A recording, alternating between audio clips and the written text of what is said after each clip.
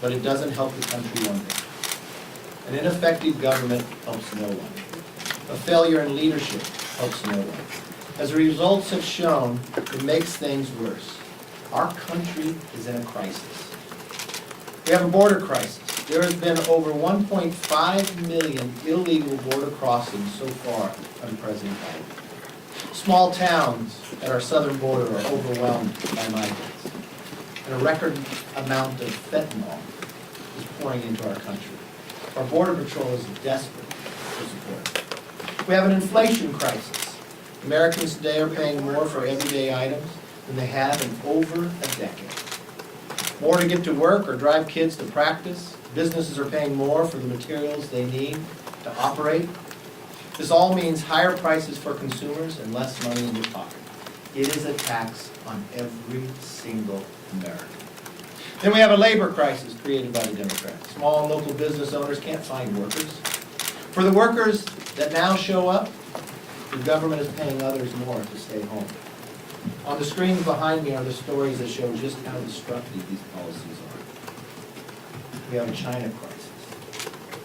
The Democrats hold every lever in our federal government, and yet have not made one single move to hold China accountable for the deaths of hundreds of thousands of Americans. We have a foreign policy crisis. The Afghanistan hearing this week revealed that the Commander-in-Chief, President Biden, lied to the American public about the recommendations he received from his military advisors. The disastrous and deadly Afghanistan withdrawal will haunt us for decades to come. The Democrats are making American life hard, and it's about to get much worse. So I'm making this promise right here and now. Republicans will investigate our government's failure to keep us safe at home and abroad. We'll do this because the consequences of their failures are what the American people deal with every single day. We know that the Democrats are doing everything in their power to prevent Congress from doing real oversight. But that will end the minute Republicans take back the majority. The Democrats have forgotten that we're supposed to focus on the people, not us. But for the past several months, that's what Democrats have done. They have wasted the American people's time. They have lied every step of the way. President Biden said no one making under $400,000 will see their federal taxes go up. That's a lie, just like he lied about Afghanistan. In fact, under his plan, an average family who earns over $50,000 will see a tax increase. Joe Biden and Nancy Pelosi said this bill will cost $0, zero. I don't know if that's Common Core math or not, but that's a lie. Their tax and spend plan costs $4.3 trillion. It might not cost nothing to the elites who think they'll vote for it, but it'll cost almost every single American, the hard-earned taxpayers, money for it. And now Democrats want to spy on anything you buy that costs $600 or more.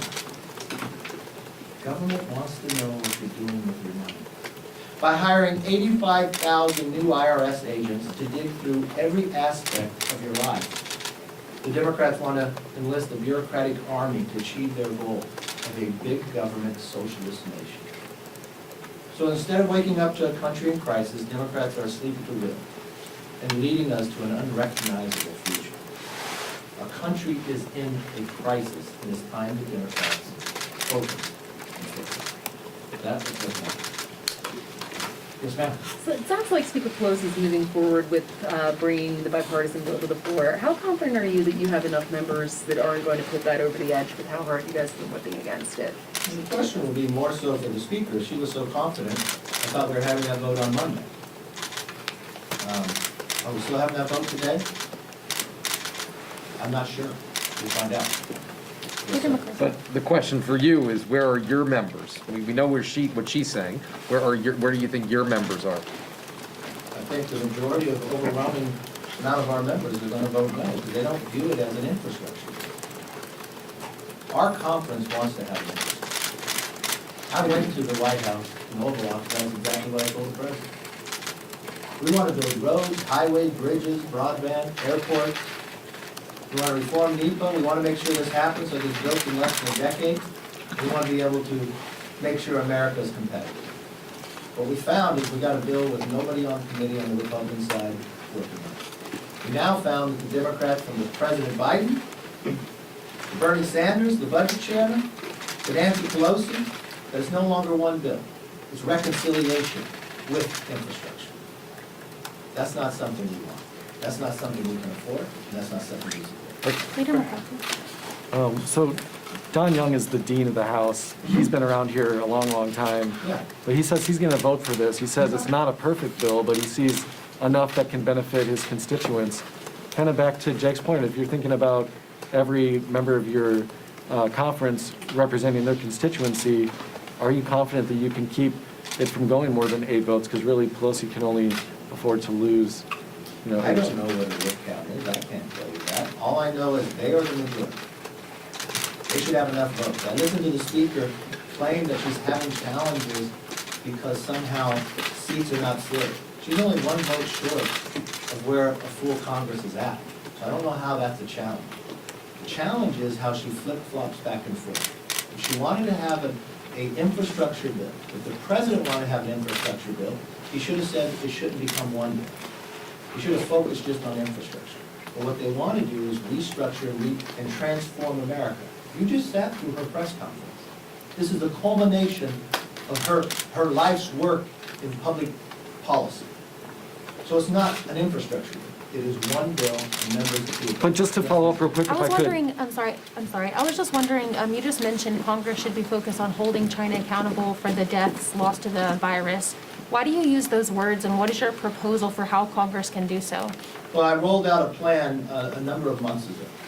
First and foremost, I think we should release all the intelligence that we have to all the nations about where this virus originated from. I think, secondly, we should be able to have the ability for anyone who lost their lives to hold China accountable, be it in the courts, just as we did after 9/11. Thirdly, I think we should make sure that all the nations together should not reward China with the Olympics.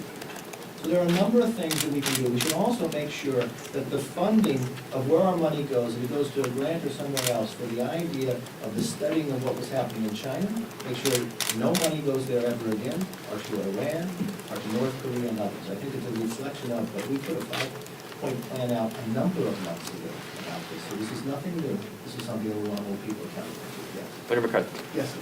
Yes, as of today, if the infrastructure bill does not pass, the highway funding runs out. The Senate's Doesn't have to. Well, the Senate's currently working on a stopgap measure. I wonder if they pass that and get that over to the House, will you be encouraging your members to vote for that Yeah, stopgap? we have a continuing resolution. Think for one moment, the Democrats control every level. They control the House, they control the Senate, they control the presidency.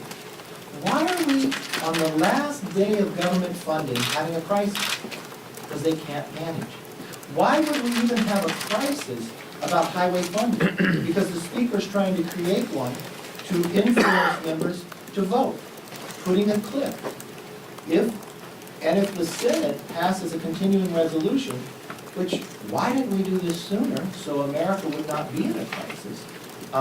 If they pass a clean CR, and I would like to see Iron Dome in there, but I know Democrats now in the House and in the Senate, that Israel is now something that they do not want to support, a defensive weaponry to help Israel. And also, keep highway funding going, as long as the CR goes. And I think the CR should go into December. I would vote for that, yes. Yes, sir. Yes. Since you have publicly went against the infrastructure bill, would you be happy today if that bill, the bipartisan bill, does fail? Look, what I would like to see an infrastructure bill that builds roads, bridges, highways, broadband, airports, reforms NEPA. The Republicans put a plan out. If this plan fails today, let's go back to the table. Let's get one together, and let's make one that's an infrastructure bill. Why does everything have to be tied to reconciliation too? From a debt ceiling, you gotta spend $5 trillion more to be able to build a road. That's not America. That's wanting to control everything we do. Now, in this side of this bill, they want to look at any time you spend more than $600 for every single American. Why does the government have a right to know that? Why do that? You buy a new car, they have to know? You take your kids to Disney World, they need to know? I don't think so. But that's what they want, an all-encompassing. So when you vote for a reconciliation, if you vote for infrastructure, it's all one bill, based upon what the president said, based upon what Speaker Pelosi said, based upon what Bernie Sanders said. Bernie Sanders is tweeting not to vote for it. But then why did many Senate Republicans still vote for the infrastructure bill then? I think that was a different time and a different place, and I think it was a while back. It was the Speaker who tied it together. It was the Speaker who said she was for it. It was the Speaker Pelosi who said yesterday, you cannot vote on infrastructure until they get the reconciliation and the language. It was the Speaker who promised the moderates that they would be able to move forward and deem reconciliation going forward, because they would have a vote last Monday. We didn't have that vote. Time and again. Unfortunately, we're not in the majority. I would promise you this. If we were in the majority, it would be different. We would have an infrastructure bill just only about infrastructure. I think America would like it. So you're just following up on all of this. Are you whipping the infrastructure vote that Pelosi says she's planning for today? And for members who do vote for it, what would be the consequences? What is your rhetoric going to be like? What is your message about those Republicans? That conversation is no different today as it will be tomorrow. Members get elected here, explain to the members what's going on, but this bill is fundamentally different. If they brought just an infrastructure bill by itself up, you would find overwhelmingly Republicans want to work with you and get one through. But is this, but Mr. Leader, to follow up. McCarthy, But to follow up, Go ahead. Leader McCarthy, one of the members of your caucus, Representative Liz Cheney, said earlier this week she was wrong to have opposed same-sex marriage. Have your views changed after having opposed same-sex marriage? Look, same-sex marriage is the law of the land, and it's what America holds, and that's the law of the land. What are your views, though? It's the law of the land. I support the law of the land. I don't see how that's different. I don't see how that's new. Last question. Leader McCarthy. Democrats have floated changing the debt ceiling process so there's not, so Congress doesn't have to vote on it every single time. How do you feel about changing that so Congress We can doesn't just have to? spend more and more. It's interesting to me that the credit cards are completely maxed out. And the answer the Democrats have is not to find a way to pay them off, but find a way to get another credit card to get a higher limit. Their only action of why they want to raise this is to spend more money that we spent to save us during World War II. And that's what they're fighting for. So they're creating crisis after crisis to try to force people to vote. They control every lever of Congress, every lever of government, from Congress to Senate to White House. And we're sitting here on September 30th, when government funding is going to run out, on whether we're going to get a continuing resolution. They've got the letter, they know when the debt limit goes. You got Secretary Yellen saying it's October 18th. But if they pass the bill today, it's no longer October 18th. Because of the automatic funding that's going to go forward, it's even closer. Why have you controlled all? Why wouldn't your priority be to have a plan to solve that first? Because they want to create another crisis. It is the one definition of the last election when Democrats took over. It doesn't matter if it's the border, Afghanistan, from China, to now the simple funding of government from one year to the next. Democrats have made everything a crisis. Leader McCarthy. Isn't there a risk to Republicans too if you hit the debt ceiling?